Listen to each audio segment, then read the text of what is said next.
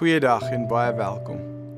Ons skrifgedeelte van vandag is uit Johannes 21 vanaf vers 9. Kom ons lees saam. Toe hulle aan land kom, sien hulle 'n vuur brand en 'n stuk vis daarop lê. Daar was brood ook. Jesus sê toe vir hulle: "Bring van die vis wat julle nou net gevang het."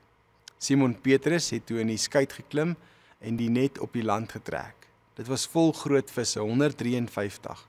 En alhoewel daar so baie was, het die net nie geskeur nie. Toe sê Jesus vir hulle: "Kom eet." En nie een van die disippels het so ver gekom om vir hom te vra: "Wie is u nie?" Hulle het geweet dat dit die Here is. Toe hulle klaar geëet het, vra Jesus vir Simon Petrus: "Simon, seun van Johannes, het jy my baie lief, meer as hulle hier?" "Ja, Here," antwoord hy. "U weet dat ek u liefhet." Hy sê toe vir hom: "Laat my lammers wei." Jesus vra hom weer 'n tweede keer: "Simon, seun van Johannes, het jy my baie lief?" "Ja, Here," antwoord hy. "U weet dat ek u liefhet." Hy sê toe vir hom: "Pas my skape op." Jesus vra hom die derde keer: "Simon, seun van Johannes, het jy my lief?" Petrus het bedroef geword omdat hy hom die derde keer gevra het: "Het jy my lief?" En hy antwoord hom: "Here, u weet alles. U weet dat ek u liefhet." Hy sê toe vir hom: "Laat my skape wei." Kom ons begin deur die vraag te vra: het jy al ooit so sleg gefaal dat jy gevoel het daar's geen pad terug nie? Petrus verloon Jesus 3 keer rondom 'n vuur, en toe hy terugkeer na sy ou lewe, 'n visvang, dit wat hy bekend was mee, terug na die boot. Hy dink dit wat oor hom gesê is, dit wat hy beleef het, dit wat hy gehoop het, is verby.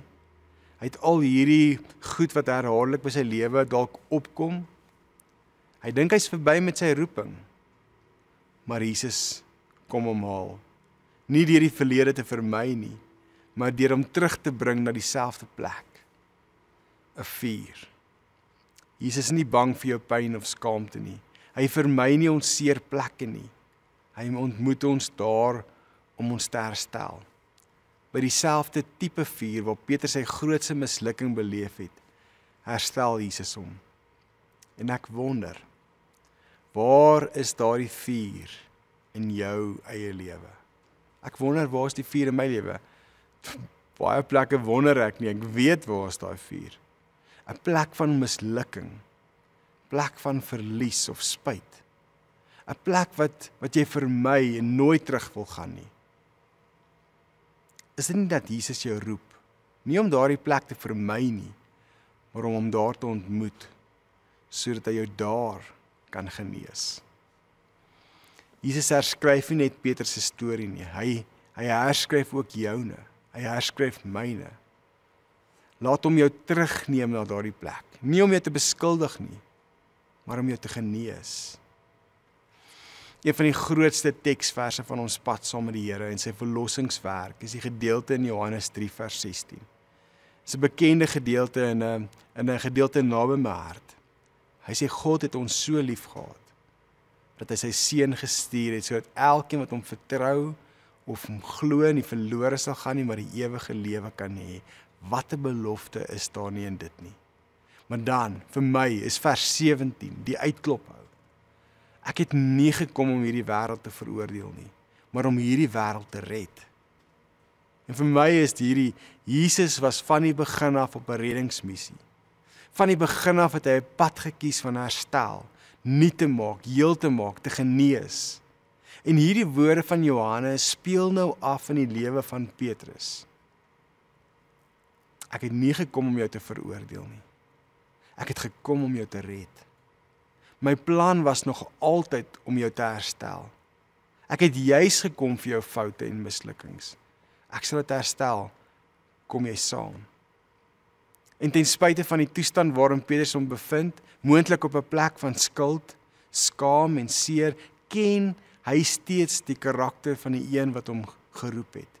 Die een wat hy saam geleef het in sy emosionele toestand. Toe Johannes vir hom sê, dis die Here wat daar staan. Los hy alles, spring in die water en maak dit hy by Jesus kom. Hierdie liefde wat hy in die 3 jaar by Jesus gekry het, ervaar het, die liefde wat hy vir hom het, Laat hom uit die boot spring. Hierdie liefde dryf hom. Hierdie liefde sê wat sê ek het jou so lief dat ek vir jou gekom het. En ek wil nie jy moet verlore gaan nie. Ek wil jy moet gered word. En dan die vraag van Jesus aan hom. Het jy my lief? En dan die duidelike antwoord, U weet ek het U lief. Dalk sy manier om te sê ek is jammer en ek wil weer probeer. Daar's baie skuld, skaam en seer in ons lewens. Ons stap ook maar die pad van gebrokenheid. Ons stel teleur en ons misluk. Maar ons is altyd hoop. Vergifnis is altyd daar. En die reddingsbootjie wat gedryf word deur liefde is op die kant. Wagtend vir elkeen van ons. Jy sit dalk nog steeds in hierdie bootjie. Maar Jesus staan op die kant en sê kom. Ek wag vir jou. Kom ons eet. Kom ons kuier. Kom ons restoreer hierdie liefdesverhouding wat dit nog altyd gemaak was om te wees. Ek het nie gekom om jou te veroordeel nie. Ek het gekom om jou te red.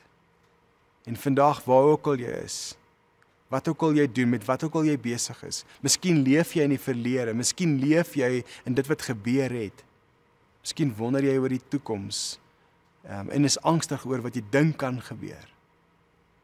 Jesus sê, kom, wees saam met my. Kom ons bid saam. Hemelse Vader, wat 'n wonderlike voorreg om te weet, dat U herstel ons ten spyte van ons gebrokenheid, ons mislukkings, ons teleurstellings.